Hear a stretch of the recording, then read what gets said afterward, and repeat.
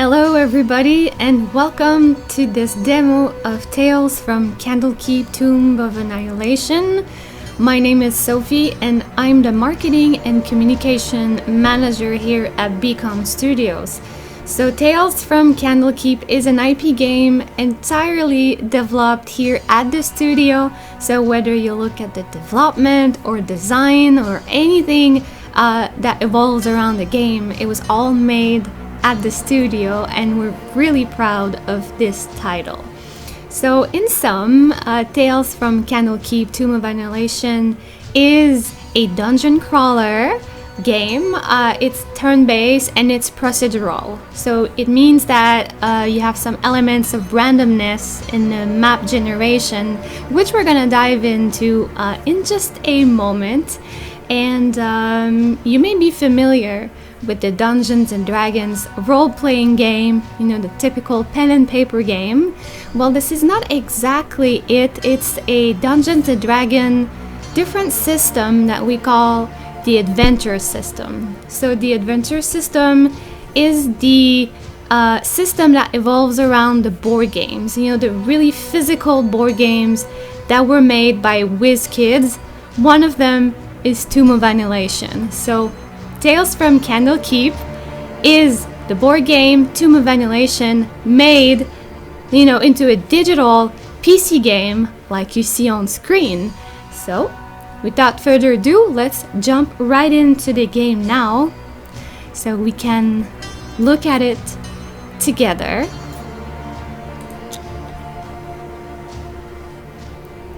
Alright, so when you get into the game, you can choose between the classic mode or the explorer mode. So classic is playing the campaign with the original rule sets. So it's for hardened players that want to challenge and know their way around the adventure system, because the gameplay has its own set of rules and can get a bit complex. It's really a strategy game. The explorer mode, if you choose to pick this one, well, it has a modified rule set. As its name says, you can go and explore more.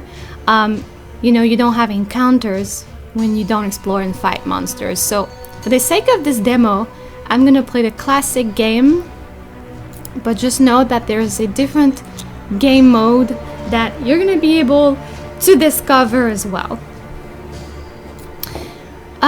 So the characters, the classes that you get to play in this game, Artist Simber is a human ranger.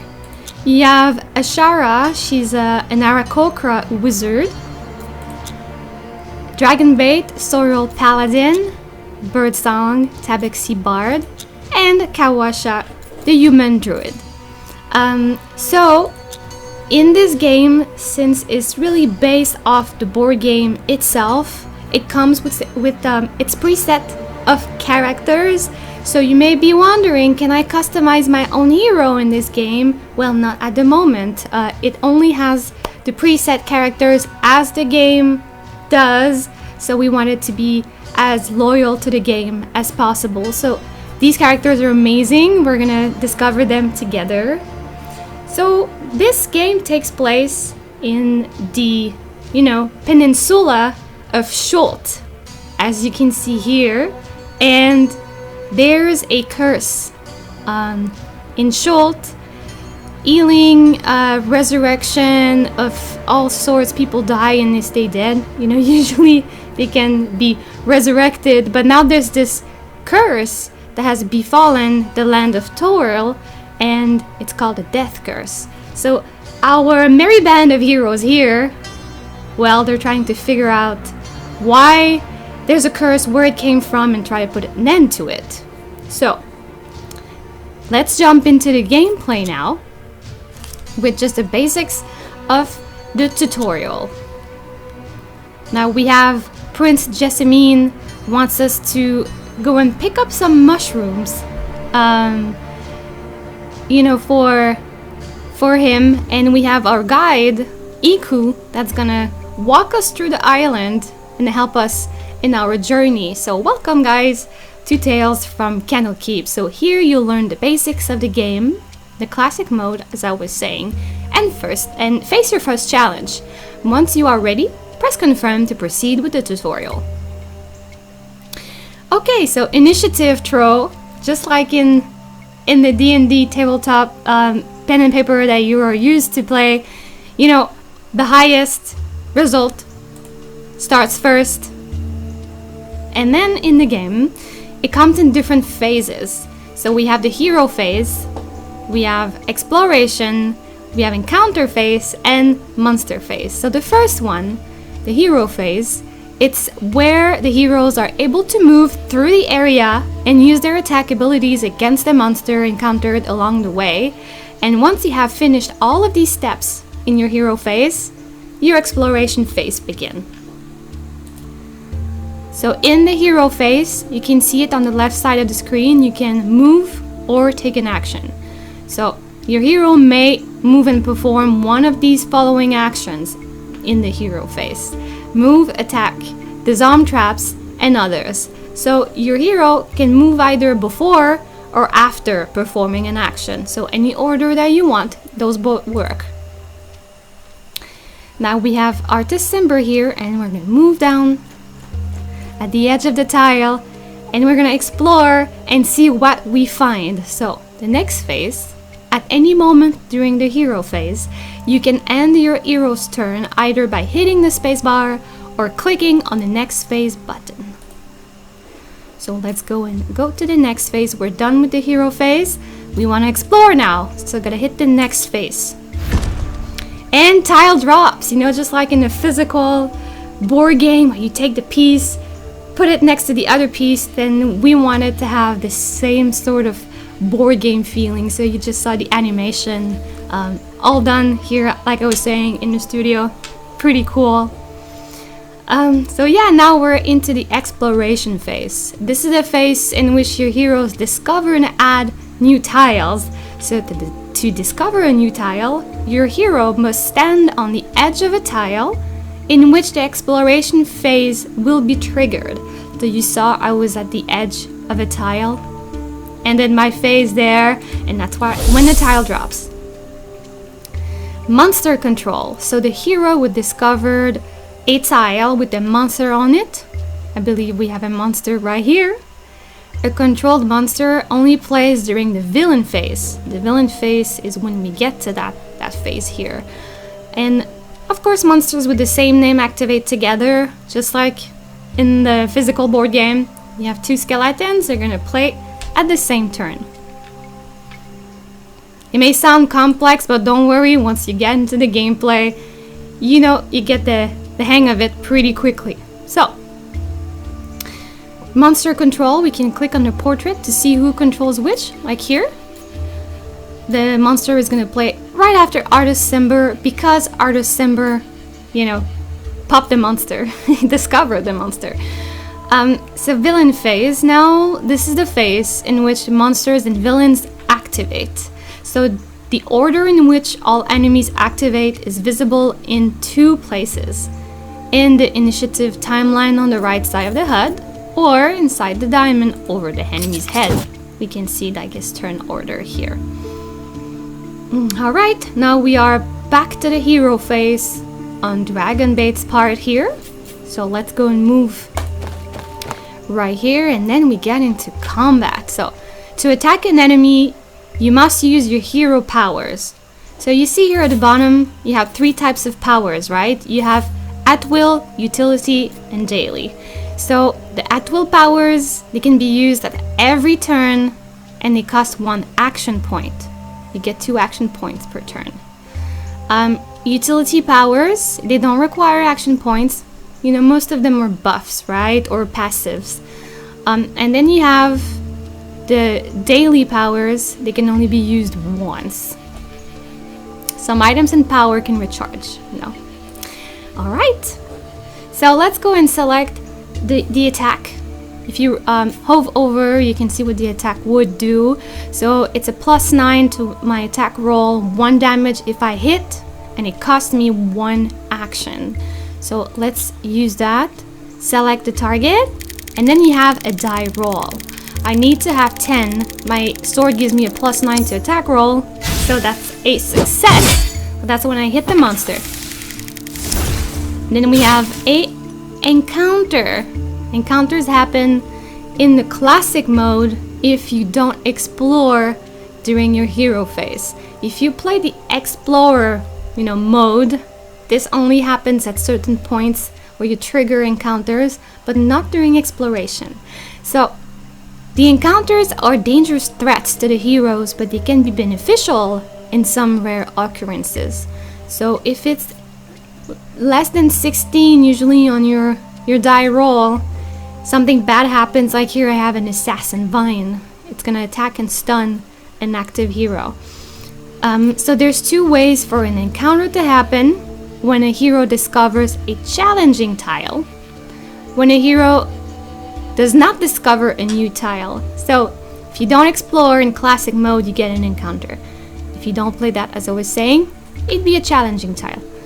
So rolling the die will determine what kind of encounter you'll get. The higher the result, the more beneficial the effect.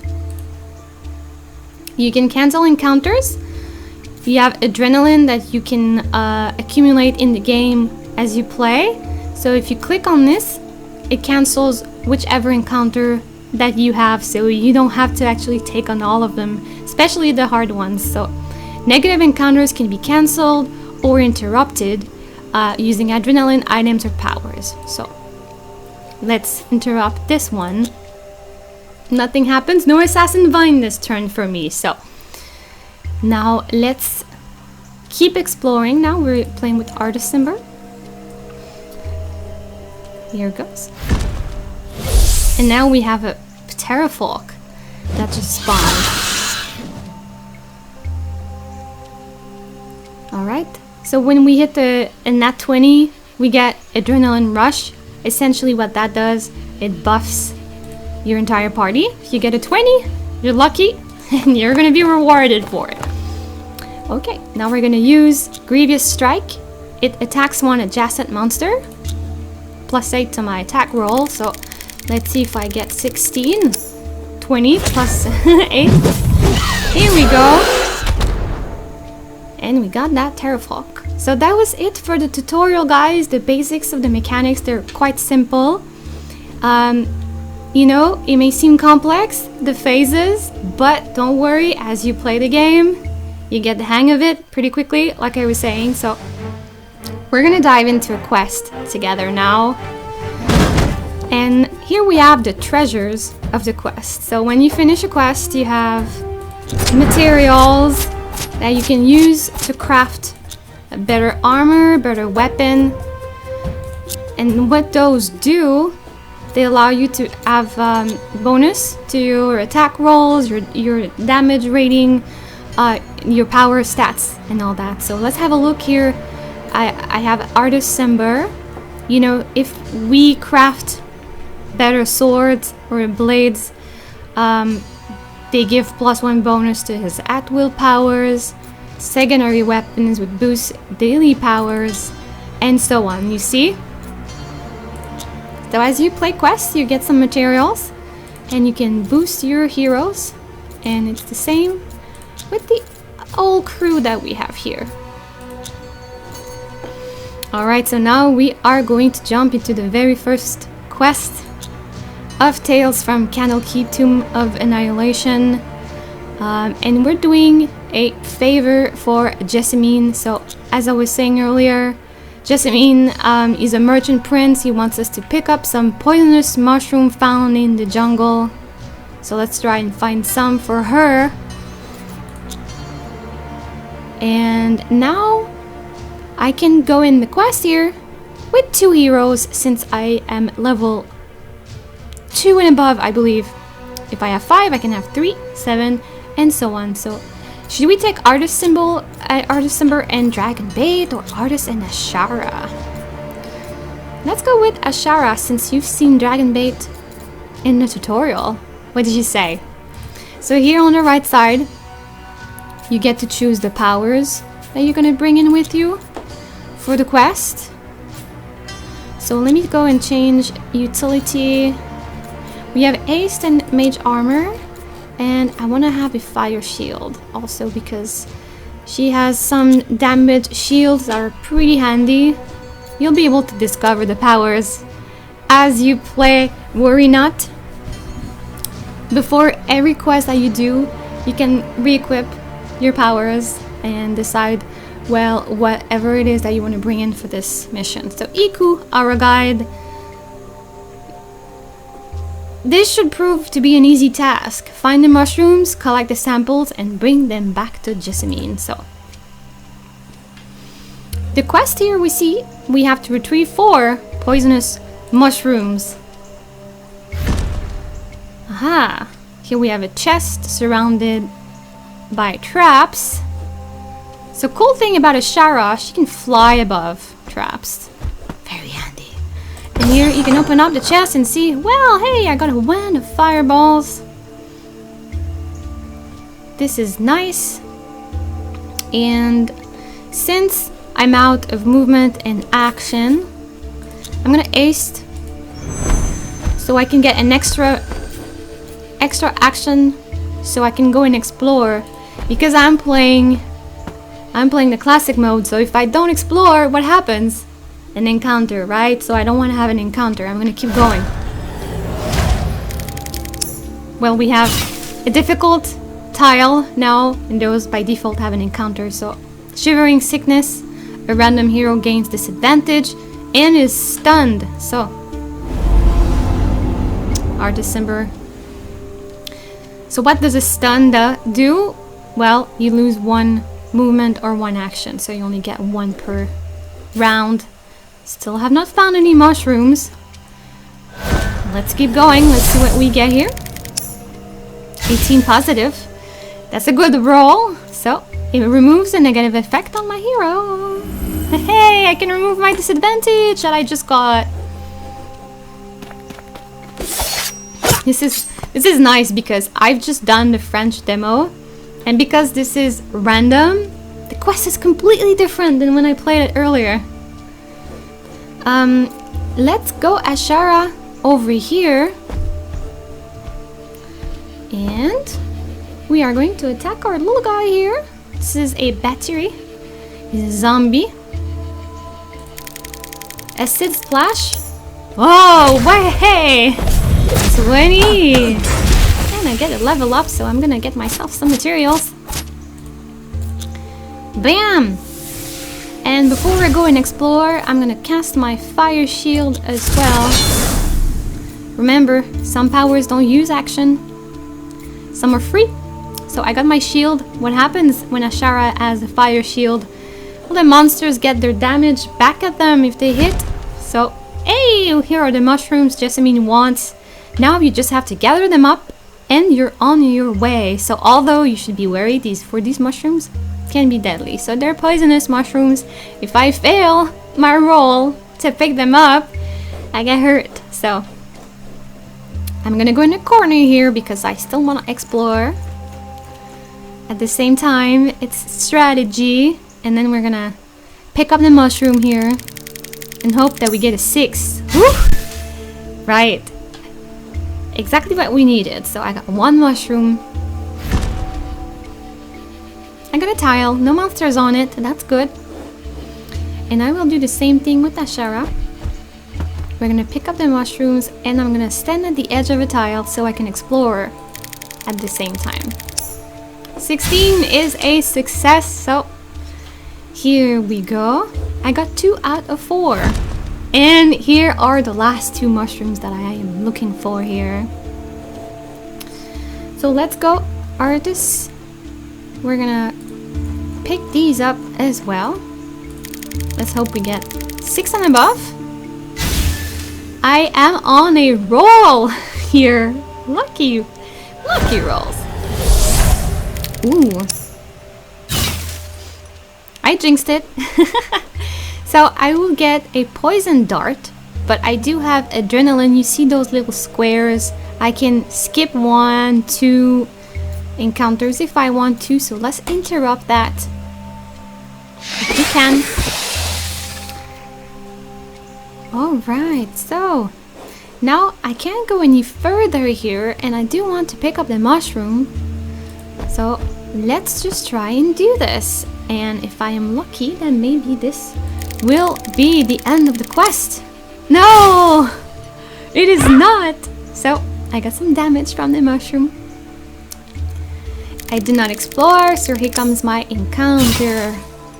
I have the closest monsters to the active hero would gain advantage. So that would be this guy here. No, you will not be getting advantage. As long as I have adrenaline. Alright, so Artist's bow attack a monster within 2 tiles. So that means that if I am here and I try to shoot with my bow, you see, I'm too close.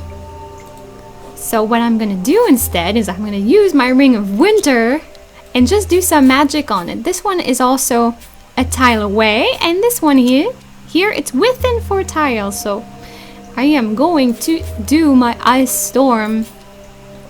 So even if I miss, I still have 1 damage that would be done. So let's hope that it works. He has a lot of AC, 15. Oh boy. So lucky for me, he only has 1 hit point. So a miss, he dies anyway. No loss here. So, ooh, I got another zombie. Okay, let's try again with the mushroom here. Hey, we got the 6 we needed. And that is it. I said it was going to be easy. So let's bring those samples back. Alright. And here I have my treasures. My loot for my craft.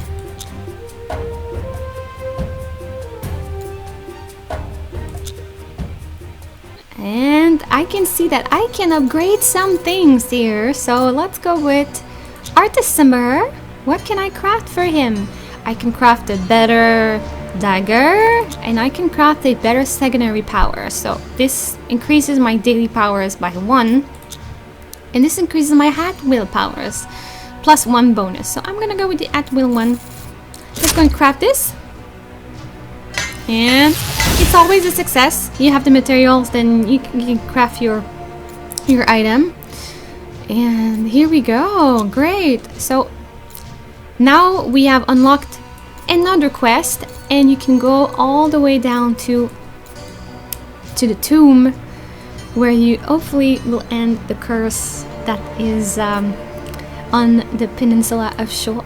So guys, I think that's the time we had for a quick Tales from Candlekeep Tomb of Annihilation. The game is available on Steam, so if you have any questions, don't hesitate to ask in the chat. It would be my pleasure.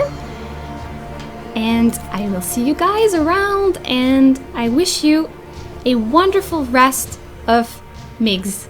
See you. Bye.